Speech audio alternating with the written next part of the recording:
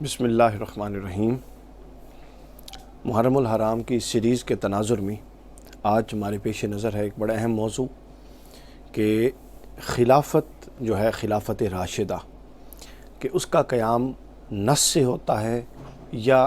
انتخاب اور شرعی طریقے سے۔ یہ وہ مسئلہ ہے جو اہل سنت اور اہل تشیع میں بہت زیادہ مختلفی اور اختلافی ہے، اور اب یہ مسئلہ اہل سنت کے بھی کچھ طبقات میں اختلافی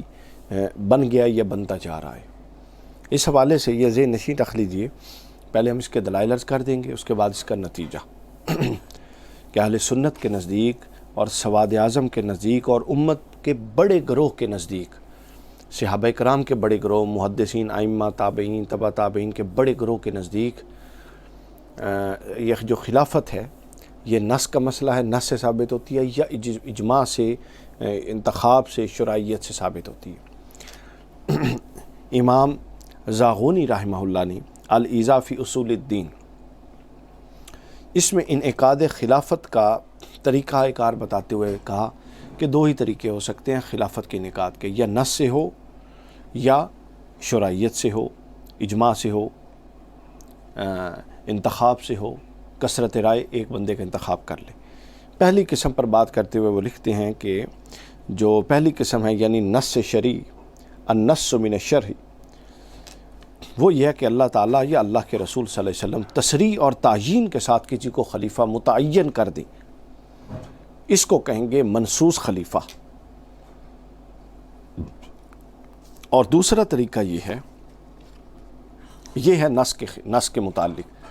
جبکہ اس طرح کا خلیفہ کہ اللہ اور اس کے رسول نے منصوص طریق پر خلافت کا تعین کر دیا ہو کہ یہ خلیفہ ہوگا رسول اللہ صلی اللہ علیہ وسلم کے بعد، ایسا نہیں ہے موجود، ایسا نہیں پایا گیا۔ امام آگے اس کی الایذا فی اصول الدین میں آگے وضاحت کرتے ہوئے فرماتے ہیں فَصَحِیحٌ أَنَّهُ لا يثبت فی الخلافت نص، اور صحیح یہ ہے کہ خلافت کے باب میں کوئی نص وارد نہیں ہوئی، یعنی منصوص طریق پر خلافت کا انتخاب یہ درست نہیں ہے، ایسا ثابت نہیں ہے کہ کوئی نص ثابت ہو اور نص سے ایک شخص کو متعین کر دیا گیا۔ رہا دوسرا طریقہ، وہ ہے اجماع کا،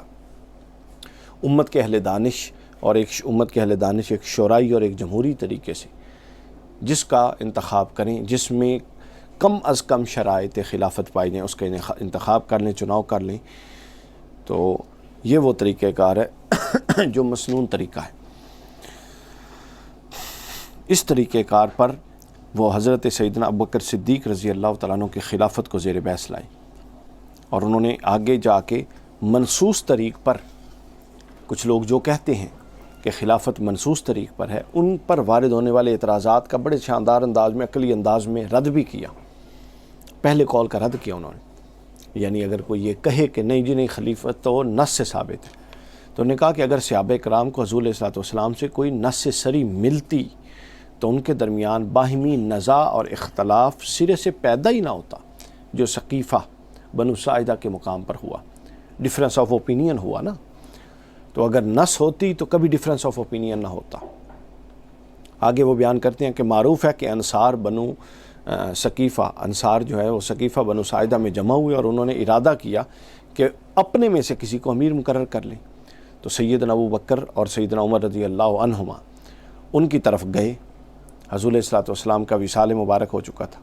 حضرت ابوبکر نے فرمایا کہ یہ امر یعنی خلافت ہم مہاجرین میں رہے گا، حضرت ابوبکر نے فرمایا، اور پھر حضرت ابوبکر نے اس پر دلیل دی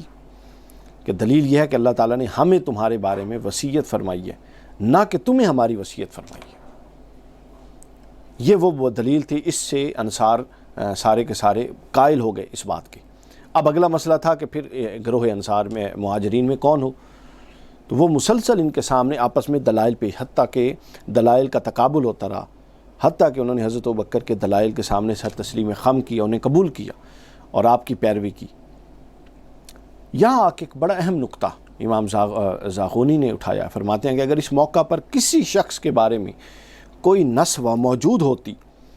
تو حضرت ابوبکر صدیق ان سے فرماتے کہ بھائی تم آپس میں کس بات پہ لڑ رہے ہو،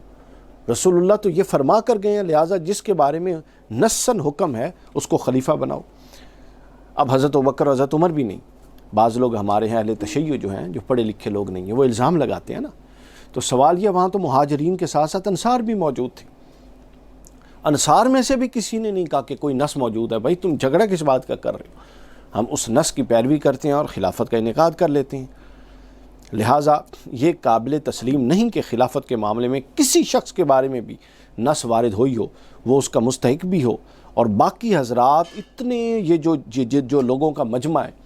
یہ اولو العزم لوگ ہیں سارے کے سارے صحابہ کرام ہیں، ان میں سے کسی کو بھی نہ پتہ ہو کہ کوئی نص وارد ہو گئی ہے، یا جو معاملات یا جو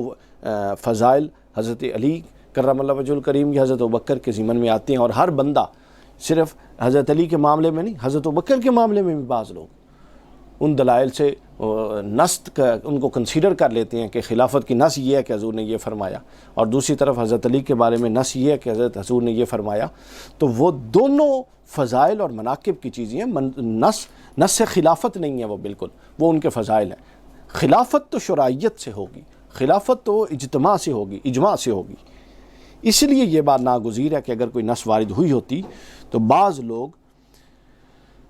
اس کو ضرور عمل میں لاتے، اگر سارے نہ بھی لاتے، یہ ممکن نہیں تھا۔ اسی طرح آگے امام ابو المعین النصفی تبصرۃ الادلہ، اس کے دوسرے جلد صفحہ نمبر 1112 تفصیل اسی معاملے کی، یہ پہلے مقدمہ انہوں نے بھی باندھا کہ جو خلافت ہے وہ نص صریح سے نہیں بلکہ انتخاب، اجماعیت اور شرعیت سے ہوتی ہے، اور اسی کو قرآن کہتا ہے وَأَمْرَهُمْ بَيْنَهُمْ شُورَى۔ یہ مقدمہ باندھ کے اس کے بعد انہوں نے کہا اور ازالے کیے، کچھ اعتراضات کا ازالہ کیا۔ انہوں نے کہا کہ حضور صلی اللہ علیہ وسلم کی طرف سے حضرت علی کی خلافت پر نص موجود ہے، کچھ لوگ نے یہ کہا،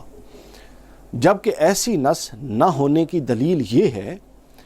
کہ امر خلافت میں ایسا معاملہ، امر خلافت ایک ایسا معاملہ ہے جسے تمام لوگ جانتے ہیں، یہ انتہائی ضروری معاملہ تھا، اور جو چیزیں اس قدر اہم ہوں، جو رسول اللہ کے بعد پوری سلطنت کو سنبھالنے کا معاملہ ہو، اگر اس میں نص ثابت ہوتی تو اس کی بہت زیادہ شہرت ہوتی، یعنی یہ زبان زد عام ہوتی کہ حضور نے یہ فرمایا، جس طرح کئی اور معاملات زبان زد عام تھی۔ تو یہ کیسے ہو سکتا تھا کہ نص ہو اور امر مخفی کے طور پہ چلتی رہی، زبان زد عام نہ ہو؟